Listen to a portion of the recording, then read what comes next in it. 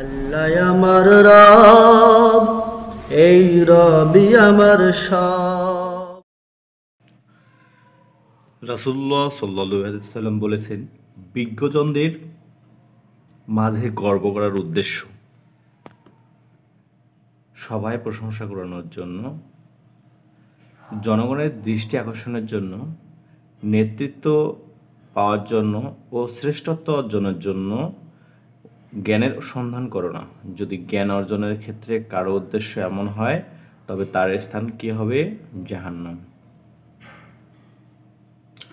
রাসূলুল্লাহ সাল্লাল্লাহু আলাইহি ওয়াসাল্লাম এই হাদিসটি বর্ণনা করেছেন। ধরুন, বিজ্ঞজন যারা আছে তাদের মাঝে গর্ব করার উদ্দেশ্যে, মূর্খদের মাঝে তর্ক করার উদ্দেশ্যে, সভা সেমিনারে প্রশংসা কুড়ানোর জন্য এবং জনগণের দৃষ্টি আকর্ষণের জন্য, নেতৃত্ব পাওয়ার জন্য ও শ্রেষ্ঠত্ব অর্জনের জন্য যদি আপনি জ্ঞান অর্জন করে থাকেন, তাহলে সেটা হবে না। যদি জ্ঞান অর্জনের ক্ষেত্রে কারো উদ্দেশ্য এমন হয়, তবে তার স্থান হবে জাহান্নাম।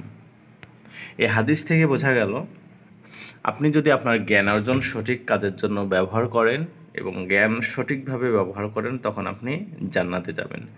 এবং এই জ্ঞানটা যদি আপনি গর্ব করার উদ্দেশ্যে হয়, তর্ক করার উদ্দেশ্যে হয় এবং আপনাকে লোক ভালো বলবে সেই উদ্দেশ্যে হয়, সে হবে আপনার স্থান হবে জাহান্নাম। সুপ্রিয় বন্ধুরা, আসুন আমরা জ্ঞান উদ্দেশ্য অন্বেষণ করি আল্লাহর জন্য এবং এই জ্ঞান অর্জন করার মধ্য দিয়ে পরবর্তী জীবনে যেন আল্লাহ আমাদের সুস্থ রাখেন, এ তৌফিক কামনা করছি। সুপ্রিয় প্রাণপ্রিয় বন্ধুরা, আমাদের এই হাদিসটি যদি ভালো লাগে, অবশ্যই হাদিসটি শেয়ার করে পৌঁছে দিবেন। এখানে হাদিসটি হচ্ছে জ্ঞান অর্জনের সম্পর্কে। আসুন আমরা সকলে মিলে জ্ঞান অর্জন করি, আল্লাহ তাআলার হুকুম পালন করি। আসসালামু আলাইকুম ওয়া রাহমাতুল্লাহি ওয়া বারাকাতুহু।